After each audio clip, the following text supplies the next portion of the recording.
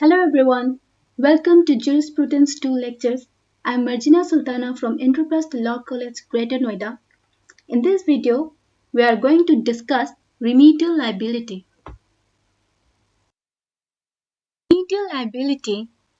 Remedial liability is based on the Latin maxim ubi iusi vire medium. We must remember here that it is pronounced as ubi iusi vire medium, not as ubi jus ibi remedium. It means for every wrong, the law provides a remedy. Wrong means breach of duty.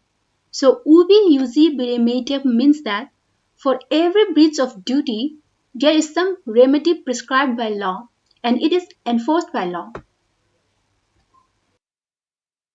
Remedial liability is also known as specific performance.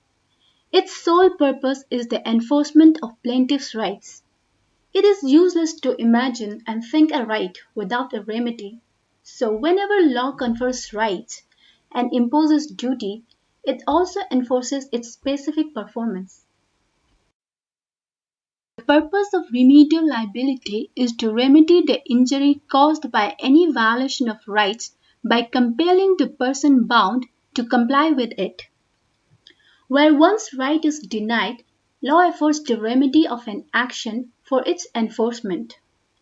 It is necessary to keep in mind that both the rights violated and the remedy sought to be obtained should be legal. Because there are many moral and political wrongs, but they are not actionable in court of law, as they are not recognized by law. Examples of remedial liability. Liability to deliver the goods identified to the contract of sale. If the goods are identified to the contract of sale and the goods are in the possession of the seller, a court may order that the goods be specifically delivered over to the buyer upon payment of the price. Another example is liability to pay the loan or debt. Suppose a person A takes a loan from another B and B denies to pay off the loan. The court can specifically enforce A to repay the loans to B. Exceptions to remedial liability. There are three exceptions to remedial liability. First one is imperfect obligation or duty. The breach of an imperfect duty gives no cause of action, that is to say, creates no liability at all. In this type, law recognizes right to perform, but it cannot enforce it. For example, a time-barred debt. A debt barred by the status of limitation is a legal debt, but it cannot be enforced by law as the right to sue is destroyed. There can be no legal proceedings to compel its payment. Second example is unenforceable duties. There are duties which from its nature cannot be enforced after having once been broken.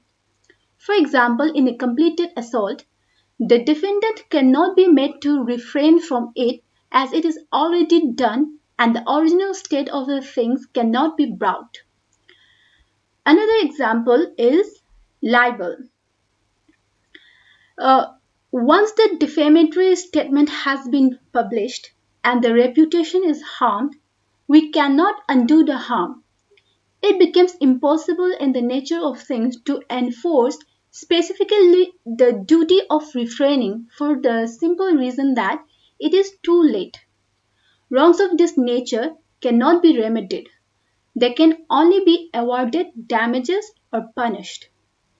The third exception is inexpedient duties. In cases where the specific performance of the duty is inexpedient or inadvisable, the law, though capable of enforcing, refuses to enforce the specific performance of the duty on other considerations, but instead provides pecuniary compensation to the plaintiff. For example, promise of marriage cannot be specifically enforced for the obvious reason that it would be inexpedient and inappropriate to enforce it. Even if the court enforced the marriage, There may arise the differences between the parties, ultimately ending their relation in divorce. Another example is contract of service. If a, if a person A contracts to render personal service to another B, B cannot enforce performance of this contract as per Section 21 of the Specific Relief Act of 1877.